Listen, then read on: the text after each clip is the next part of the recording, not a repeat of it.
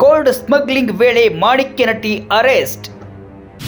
ದುಬೈನಿಂದ ಭಾರತಕ್ಕೆ ಚಿನ್ನದ ಕಳ್ಳ ಸಾಗಾಣಿಕೆ ಯಾಕೆ?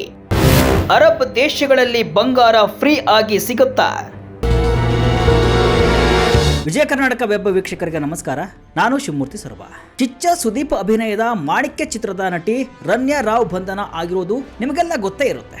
ಬರೋಬ್ಬರಿ 14 ಕೆಜಿ ಚಿನ್ನ ಕಳ್ಳ ಸಾಗಣೆ ಮಾಡುವಾಗ ಬೆಂಗಳೂರಿನ ಕೆಂಪೇಗೌಡ ಇಂಟರ್ ನ್ಯಾಷನಲ್ ಏರ್ಪೋರ್ಟ್ನಲ್ಲಿ ರನ್ಯಾ ರಾವ್ ಸಿಕ್ಕಿಬಿದ್ದಿದ್ದಾರೆ. ದುಬೈನಿಂದ ಬರುವಾಗ ಬೆಲ್ಟ್ನಲ್ಲಿ ನಟಿ ಚಿನ್ನ ಸಾಗಿಸುತ್ತಿರುವುದು ಪತ್ತೆಯಾಗಿದೆ. ರನ್ಯಾ ರಾವ್ ಡಿಜಿಪಿ ಅವರ ಪುತ್ರಿ ಎಂಬುದು ಕೂಡ ಮತ್ತೊಂದು ಅಂಶ. ದುಬೈ ಅಥವಾ ವಿದೇಶದಿಂದ ಭಾರತಕ್ಕೆ ಗೋಲ್ಡ್ ಸ್ಮಗಲ್ ಮಾಡೋದು ಹೊಸ ವಿಷಯವೇನಲ್ಲ. ಇದು ನಿಯಮಿತವಾಗಿ ನಡೆದುಕೊಂಡು ಬಂದೇ ಇದೆ. ನಿಯಮಿತವಾಗಿ ಸ್ಮಗ್ಲಿಂಗ್ ಮಾಡೋರು ಬಂಧನ ಆಗುತ್ತಲೇ ಇರ್ತಾರೆ. ಈ ರೀತಿ ಗೋಲ್ಡ್ ಸ್ಮಗ್ಲಿಂಗ್ ಪ್ರಕರಣಗಳು ಕಂಡು ಬಂದಾಗ ಜನ ದುಬೈನಿಂದಲೇ ಚಿನ್ನವನ್ನ ಭಾರತಕ್ಕೆ ಯಾಕೆ ತಗೊಂಡು ಬರ್ತಾರೆ? ಅಲ್ಲೇನು ಚಿನ್ನ ಫ್ರೀಯಾಗಿ ಸಿಗುತ್ತಾ ಅಥವಾ ಕಡಿಮೆ ಬೆಲೆಗೆ ಸಿಗುತ್ತಾ? ಇದು ಕಾನೂನು ಬಾಹಿರವಾಗಿದ್ದರೂ ಕೂಡ ಜನ ಇಷ್ಟೊಂದು ರಿಸ್ಕ್ ಯಾಕೆ ತಗೋತಾರೆ ಎಂಬ ಪ್ರಶ್ನೆಗಳು ಹುಟ್ಟಿಕೊಳ್ಳೋದು ಸಹಜ. ಅದಕ್ಕೆ ಈ ವಿಡಿಯೋದಲ್ಲಿ ಉತ್ತರವನ್ನು ಹೇಳ್ತೇನೆ ಬನ್ನಿ. ಹೌದು, ನಟಿ ರನ್ಯಾ ರಾವ್ ಗೋಲ್ಡ್ ಸ್ಮಗ್ಲಿಂಗ್ ಪ್ರಕರಣ ರಾಜ್ಯ ಮಾತ್ರವಲ್ಲದೆ ದೇಶದ ಗಮನವನ್ನು ಸೆಳೀತಾ ಇದೆ. ನಟಿಯ ಬೆಲ್ಟ್ನಲ್ಲಿ 15 ಕೆಜಿ ಚಿನ್ನದ ಗಟ್ಟಿಗಳು ಹಾಗೂ 800 ಗ್ರಾಂ ಚಿನ್ನಾಭರಣಗಳನ್ನು ಪೊಲೀಸರು ವಶಕ್ಕೆ ಪಡೆದಿದ್ದಾರೆ. ಇದರ ಬೆನ್ನಲ್ಲೇ ಹಲವು ಪ್ರಶ್ನೆಗಳು ನನ್ನನ್ನ ಸೇರಿ ಸಾಮಾನ್ಯ ಜನರಿಗೆ ಹುಟ್ಟುಕೊಂಡಿವೆ. ಅದರಲ್ಲಿ ಪ್ರಮುಖವಾಗಿ ದುಬೈ ಅಥವಾ ವಿದೇಶದಿಂದ ಭಾರತಕ್ಕೆ ಯಾಕೆ ಹೆಚ್ಚು ಚಿನ್ನ ಕಳ್ಳ ಸಾಗಾಣಿಕೆ ಆಗ್ತಿದೆ ಎಂಬುದು ಪ್ರಮುಖ ಪ್ರಶ್ನೆ. ಪ್ರಮುಖವಾಗಿ ದುಬೈನಿಂದ ಭಾರತಕ್ಕೆ ಕಳ್ಳ ಸಾಗಣೆ ಮೂಲಕ ಬರುವಂತಹ ಚಿನ್ನ ಬಹುತೇಕ 24 ಕ್ಯಾರೆಟ್ ಬಂಗಾರ ಆಗಿದೆ. ಭಾರತ ಅತ್ಯಂತ ಹೆಚ್ಚು ಬಂಗಾರ ಖರೀದಿಸುವಂತಹ ರಾಷ್ಟ್ರವಾಗಿರುವುದರಿಂದ ಗೋಲ್ಡ್ ಸ್ಮಗ್ಲಿಂಗ್ ಹೆಚ್ಚಿದೆ. ವಿದೇಶದಿಂದ ತಂದಂತಹ ಬಂಗಾರವನ್ನು ಸುಲಭವಾಗಿ ಭಾರತದಲ್ಲಿ ಮಾರಾಟ ಮಾಡಬಹುದಾಗಿದೆ. ಒಂದು ವರದಿ ಪ್ರಕಾರ ಕಳ್ಳ ಸಾಗಾಣಿಕೆ ಮಾರ್ಗವಾಗಿ 100 ಟನ್ಗಳಷ್ಟು ಬಂಗಾರ ದೇಶಕ್ಕೆ ಬರ್ತಾ ಇದ್ದು ಆರ್ಥಿಕತೆಗೆ ದೊಡ್ಡ ಹೊಡೆತವನ್ನು ನೀಡುತ್ತಾ ಇದೆ. ದುಬೈನಿಂದ ಭಾರತಕ್ಕೆ ಚಿನ್ನದ ಸ್ಮಗ್ಲಿಂಗ್ ಯಾಕೆ? ಚಿನ್ನದ ಗುಣಮಟ್ಟ ಬೆಲೆಯೇ ಕಳ್ಳ ಮಾರ್ಗಕ್ಕೆ ಕಾರಣ. ಭಾರತಕ್ಕೆ ದುಬೈನಿಂದ ಯಾಕೆ ಚಿನ್ನ ಕಳ್ಳ ಸಾಗಾಣಿಕೆ ಮಾರ್ಗದಲ್ಲಿ ಬರುತ್ತೆ ಎಂಬುದನ್ನು ನೋಡುವುದಾದರೆ, ದುಬೈನಲ್ಲಿ ಚಿನ್ನದ ದರ ಭಾರಿ ಕಡಿಮೆ ಇದೆ.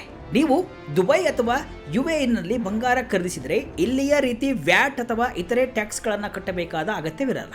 ಆದ್ದರಿಂದ ದುಬೈನಲ್ಲಿ ಚಿನ್ನದ ಬೆಲೆ ಸಾಮಾನ್ಯವಾಗಿ ಕಡಿಮೆಯೇ ಇರುತ್ತೆ. ಈ ಹಿನ್ನೆಲೆ ಅಲ್ಲಿ ಚಿನ್ನ ಖರೀದಿಸಿ ಭಾರತದಲ್ಲಿ ಹೆಚ್ಚಿನ ಬೆಲೆಗೆ ಬಂಗಾರವನ್ನು ಮಾರಬಹುದಾಗಿದೆ. ಜೊತೆಗೆ ದುಬೈನಲ್ಲಿ ಸಿಗುವ ಚಿನ್ನ ಭಾರತಕ್ಕಿಂತ ಉತ್ತಮವಾದ ಗುಣಮಟ್ಟ ಹೊಂದಿದ್ದು ಅಲ್ಲಿನ ಚಿನ್ನಕ್ಕೆ ಭಾರತದಲ್ಲಿ ಭಾರಿ ಬೇಡಿಕೆ ಇದೆ. 24 ಕ್ಯಾರೆಟ್ ಚಿನ್ನ ಖರೀದಿಯಲ್ಲೂ ಕೂಡ ಹಲವು ಸವಾಲು ಇರುವುದರಿಂದ ದುಬೈನಿಂದ ಬರುವ ಚಿನ್ನಕ್ಕೆ ಹೆಚ್ಚಿನ ಗ್ರಾಹಕರು ಭಾರತದಲ್ಲಿ ಇದ್ದಾರೆ. ದುಬೈನಲ್ಲಿ ಚಿನ್ನಕ್ಕೆ ಬಾರಿಕ್ ಪ್ರಮಾಣ ಪತ್ರವನ್ನು ಅಲ್ಲಿನ DCLD ನೀಡುತ್ತೆ. ಇದು ಗುಣಮಟ್ಟ ಹಾಗೂ ಪ್ಯೂರಿಟಿಗೆ ಹೆಚ್ಚಿನ ಆದ್ಯತೆ ನೀಡುತ್ತೆ. ಭಾರತದಲ್ಲಿ ಹಾಲ್ಮಾರ್ಕ್ ಪ್ರಮಾಣ ಪತ್ರ ಸಿಗುತ್ತೆ. ಇದರ ಜೊತೆ ಭಾರತ ಬಂಗಾರದ ಅತಿ ದೊಡ್ಡ ಗ್ರಾಹಕವಾಗಿದ್ದು ಭವಿಷ್ಯಕ್ಕಾಗಿ ಬಂಗಾರದ ಬೆಲೆ ಹೂಡಿಕೆ ಹೆಚ್ಚಿರುವ ಕಾರಣ ಸ್ಮಗ್ಲರ್ಸ್ಗಳಿಗೆ ಭಾರತ ಹಾಟ್ ಫೇವರೇಟ್ ತಾಣವಾಗಿದೆ.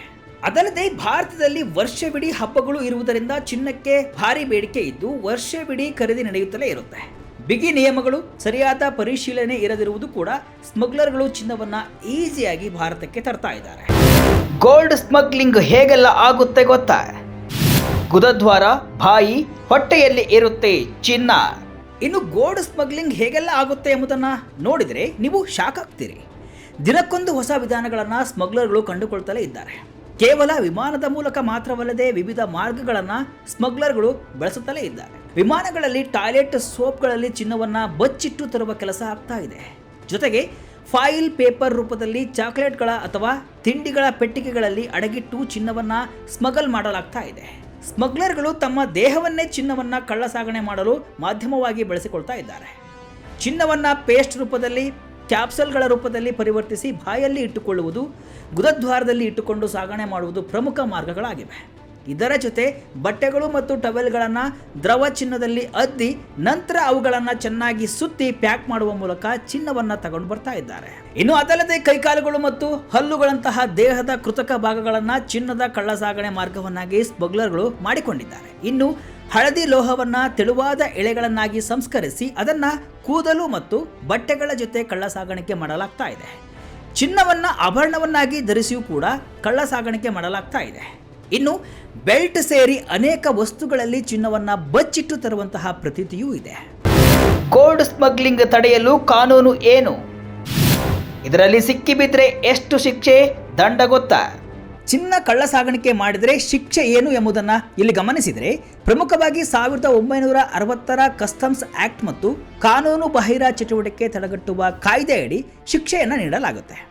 ಕಸ್ಟಮ್ ಆಕ್ಟ್ನ section 111, section 112A, 112B, section 114A ಅಡಿ ದಂಡ ವಿಧಿಸಿ ಹಾಗೂ ಚಿನ್ನವನ್ನು ಜಪ್ತಿ ಮಾಡಬಹುದಾಗಿದೆ. ಇನ್ನು UAPAನ ಸೆಕ್ಷನ್ 18ರ ಅಡಿ ಕನಿಷ್ಠ 5 ವರ್ಷ ಹಾಗೂ ಗರಿಷ್ಠ ಜೀವಾವಧಿ ಶಿಕ್ಷೆ ವಿಧಿಸುವ ಅವಕಾಶವನ್ನು ಕೂಡ ನೀಡಲಾಗಿದೆ. ಇದರ ಜೊತೆ ವಿದೇಶಿ ವಿನಿಮಯ ಸಂರಕ್ಷಣೆ ಮತ್ತು ಕಳ್ಳ ಸಾಗಾಣಿಕೆ ಚಟುವಟಿಕೆಗಳ ತಡೆಗಟ್ಟುವಿಕೆ ಕಾಯ್ದೆ ಅಂದರೆ ಕೊಪೆಪ್ಸಾ 1974ರ ಅಡಿಯೂ ಶಿಕ್ಷೆ ವಿಧಿಸಬಹುದಾಗಿದ್ದು, ಕಳ್ಳ ಸಾಗಾಣಿಕೆದಾರರು ಮತ್ತು ವಿದೇಶಿ ವಿನಿಮಯ ದುರುಪಯೋಗ ಮಾಡುವವರು ಆಸ್ತಿ ಮುಟ್ಟುಗೋಲು ಕಾಯ್ದೆ ಅಂದರೆ ಸ್ಟೇಮಾ 1976ರ ಮೂಲಕ ಆಸ್ತಿಯನ್ನ ಮುಟ್ಟುಗೋಲು ಹಾಕಿಕೊಳ್ಳಲು ಅವಕಾಶ ಕಲ್ಪಿಸಲಾಗಿದೆ. ದುಬೈನಲ್ಲಿ ಚಿನ್ನ ಖರೀದಿಯ ಮೇಲೆ ವ್ಯಾಟ್ ಅಥವಾ ಇತರೆ ತೆರಿಗೆಗಳು ಇಲ್ಲ.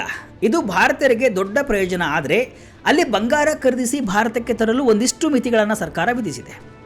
ಈ ಸುಂಕರಹಿತ ಪ್ರಯೋಜನವನ್ನು ಪಡೆಯಲು ನೀವು ಭಾರತದಿಂದ ಹೊರಗೆ 1 ವರ್ಷಕ್ಕಿಂತ ಹೆಚ್ಚು ಕಾಲ ಇರಬೇಕಾಗುತ್ತೆ. ಪುರುಷ ಪ್ರಯಾಣಿಕರು 20 ಗ್ರಾಂವರೆಗೂ ಚಿನ್ನದ ಆಭರಣಗಳನ್ನು, ಮಹಿಳಾ ಪ್ರಯಾಣಿಕರು 40 ಗ್ರಾಂವರೆಗೂ ಬಂಗಾರದ ಆಭರಣ ಸುಂಕರಹಿತವಾಗಿ ತರಬಹುದಾಗಿದೆ. ಆದರೆ ಇದರ ಮೌಲ್ಯ ಪುರುಷರಿಗೆ 50,000 ರೂಪಾಯಿ ದಾಟಬಾರದು, ಮಹಿಳೆಯರಿಗೆ 1 ಲಕ್ಷ ರೂಪಾಯಿ ದಾಟಬಾರದು ಎಂಬ ನಿಯಮ ಇಡಲಾಗಿದೆ. 15 ವರ್ಷದೊಳಗಿನ ಮಕ್ಕಳು ಕೂಡ 40 ಗ್ರಾಂ ಚಿನ್ನವನ್ನು ತರಬಹುದು ಎಂಬ ನಿಯಮವೂ ಇದೆ. ಇನ್ನು ಯಾವ ಮಾದರಿಯ ಚಿನ್ನವನ್ನು ಸುಂಕರಹಿತವಾಗಿ ತರಬಹುದು ಎಂಬುದನ್ನು ನೋಡಬಹುದಾದರೆ ಕೇವಲ ಚಿನ್ನದ ಆಭರಣಗಳಿಗೆ ಮಾತ್ರ ಟ್ಯಾಕ್ಸ್ ಫ್ರೀ ಸೌಲಭ್ಯವಿದೆ. ಚಿನ್ನದ ನಾಣ್ಯಗಳು, ಗೋಲ್ಡ್ ಬಾರ್ಗಳು ಮತ್ತು ಬಿಸ್ಕತ್ಗಳಿಗೆ ಈ ಸೌಲಭ್ಯ ಇರಲ್ಲ. ಜೊತೆಗೆ ಮುತ್ತು ರತ್ನಗಳನ್ನು, ವಜ್ರಗಳನ್ನು ಹೊಂದಿರುವ ಚಿನ್ನದ ಆಭರಣಗಳು ಕೂಡ ಈ ವ್ಯಾಪ್ತಿಯಲ್ಲಿ ಬರಲ್ಲ.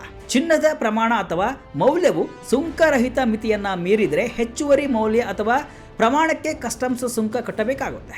ಈ ಸುಂಕ 38.5%ರಷ್ಟಿದೆ. ಇನ್ನು ಚಿನ್ನ ಖರೀದಿಯ ಬಿಲ್ಗಳು, ಶುದ್ಧತೆ ಪ್ರಮಾಣ ಪತ್ರಗಳನ್ನು ಕೂಡ ಕಸ್ಟಮ್ಸ್ ಅಧಿಕಾರಿಗಳ ಮುಂದೆ ಹಾಜರುಪಡಿಸಬೇಕು. ಹಾಗಾದರೆ ದುಬೈನಲ್ಲಿ ಬಂಗಾರದ ದರ ಎಷ್ಟಿದೆ ಎಂಬುದನ್ನು ನೋಡುವುದಾದರೆ ಈಗ ಭಾರತ ಹಾಗೂ ದುಬೈನಲ್ಲಿ ಭಾಗಶಃ ಒಂದೇ ರೇಟ್ ಇದೆ. 10 ಗ್ರಾಂ 24 ಕ್ಯಾರೆಟ್ ಚಿನ್ನದ ಬೆಲೆ 80,000 ರೂಪಾಯಿಗೂ ಹೆಚ್ಚಿದೆ. 10 ಗ್ರಾಂ 24 ಕ್ಯಾರೆಟ್ ಚಿನ್ನದ ಬೆಲೆ ದುಬೈನಲ್ಲಿ 83,360 ರೂಪಾಯಿ ಇದ್ದರೆ ಭಾರತದಲ್ಲಿ 88,905 ರೂಪಾಯಿ ಇದೆ. ಕೇವಲ 6,000 ಡಿಫರೆನ್ಸ್ಗೆ ಇಷ್ಟೊಂದು ರಿಸ್ಕನ್ನು ಸ್ಮಗ್ಲರ್ಗಳು ತೆಗೆದುಕೊಳ್ತಾರಾ ಎಂಬುದು ನಿಮ್ಮ ಪ್ರಶ್ನೆ ಆಗಿರಬಹುದು. ಇದು ಮಾರುಕಟ್ಟೆ ದರ ಆಗಿದ್ದು ದುಬೈ ಸೇರಿ ಹಲವು ರಾಷ್ಟ್ರಗಳಿಗೆ ಆಫ್ರಿಕಾದಿಂದ ಚಿನ್ನ ಕಳ್ಳ ಮಾರ್ಗದಲ್ಲಿ ಬರ್ತಾ ಇದೆ. ಅಲ್ಲಿ ಕಡಿಮೆ ಬೆಲೆಗೆ ಖರೀದಿಸಿ ಅದನ್ನು ಭಾರತಕ್ಕೆ ಸಾಗಿಸಿ ಇಲ್ಲಿ ಹೆಚ್ಚಿನ ಬೆಲೆಗೆ ಮಾರಾಟ ಮಾಡಿ ಲಾಭ ಮಾಡಿಕೊಳ್ತಾರೆ. ಉತ್ತಮ ಗುಣಮಟ್ಟದ ಚಿನ್ನ ಆಗಿರುವುದರಿಂದ ದುಬೈ ಚಿನ್ನದ ಬೆಲೆ ಭಾರತದಲ್ಲಿ ಇನ್ನಷ್ಟು ಹೆಚ್ಚು ಅಂತ ಹೇಳಲಾಗ್ತಾ ಇದೆ. ಹವಾಲಾ ದಂಧೆಯ ಭಾಗವಾಗಿಯೂ ಚಿನ್ನ ಬಳಕೆ ಆಗ್ತಾ ಇದೆ ಅಂತ ಹೇಳಲಾಗ್ತಾ ಇದೆ.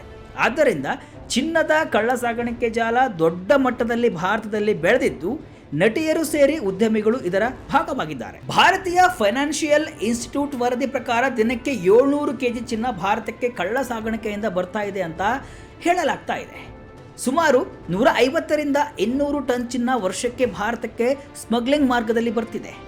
ಭಾರತ ವರ್ಷಕ್ಕೆ ಸುಮಾರು 700ರಿಂದ 800 ಟನ್ ಚಿನ್ನವನ್ನು ಆಮದು ಮಾಡಿಕೊಂಡ್ರೆ 200 ಟನ್ ಚಿನ್ನ ಸ್ಮಗ್ಲಿಂಗ್ ರೂಟ್ನಿಂದ ಬರುತ್ತಿರುವುದು ಭಾರತದ ಆರ್ಥಿಕತೆಗೆ ದೊಡ್ಡ ಹೊಡೆತ ಬೀಳ್ತಾ ಇದೆ.